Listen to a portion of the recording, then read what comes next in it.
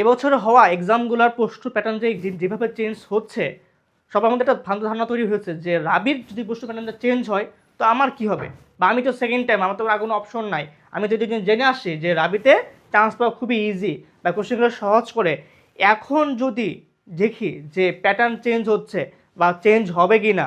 দেখো আমি একটু আজকের বিষয়টা বলতেছি, একটু বিষয়টা বোঝার চেষ্টা করো ভাইয়া পুরা। দেখো বিষয়টা হচ্ছে আমার যে প্রথম যে পয়েন্টটা, যে প্রশ্নের ধরন বদলাতে পারে কিন্তু সিলেবাস কিন্তু বদলায় না।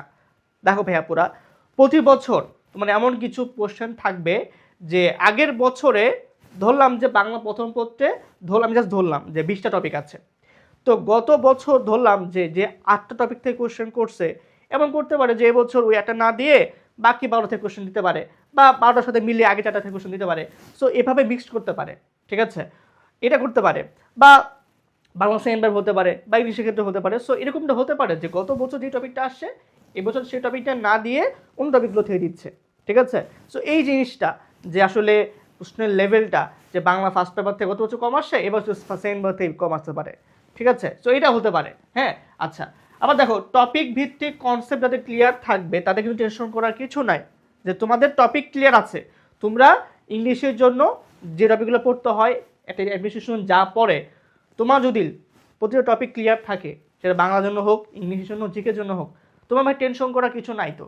কারণ তুমি তো প্রত্যেকটা টপিকই টাচ করে গিয়েছো, তুমি সেই অনুযায়ী প্র্যাকটিস করছো।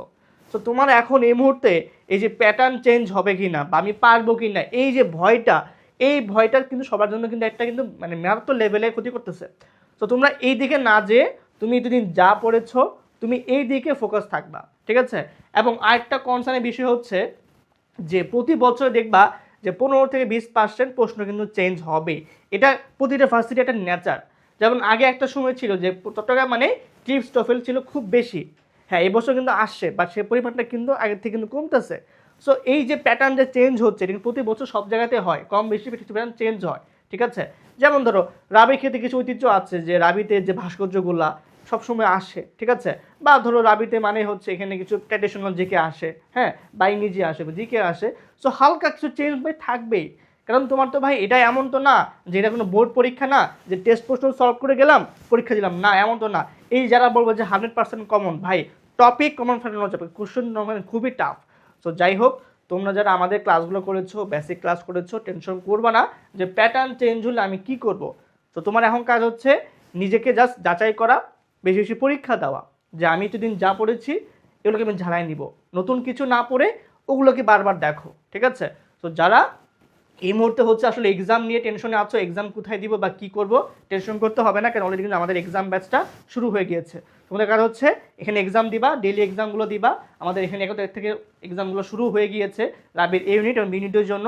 সো তোমরা এখানেই জাস্ট এক্সামগুলো দিবা, নিজেকে যাচাই করো, এবং লাস্ট মুহূর্তে এক্সাম দিয়ে পরীক্ষার হলে নার্ভকে ঠান্ডা রেখে পরীক্ষা দাও। সো আগে কী হয়েছে না হয়েছে এটা দেখা কোনো বিষয় না, ঠিক আছে। সো কী করতে ভাই আপুরা আবার বলতেছি, এই যে বেশি বেশি পরীক্ষা দিবা, রাবির কোশ্চেনগুলো দেখবা, বিগত কোশ্চেনগুলো দেখো, আর যেগুলো তুমি বাসায় পড়েছো এগুলোকে বারবার ঝালিয়ে নাও, ঠিক আছে।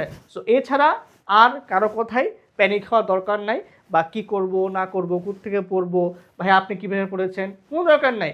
তুমি নিজের মতো গুছাই নাও। সো অল দ্য বেস্ট, দেখা হচ্ছে ইনশাল্লাহ নেক্সট কোনো ভিডিওতে। আল্লাহ হাফেজ, আসসালামু আলাইকুম।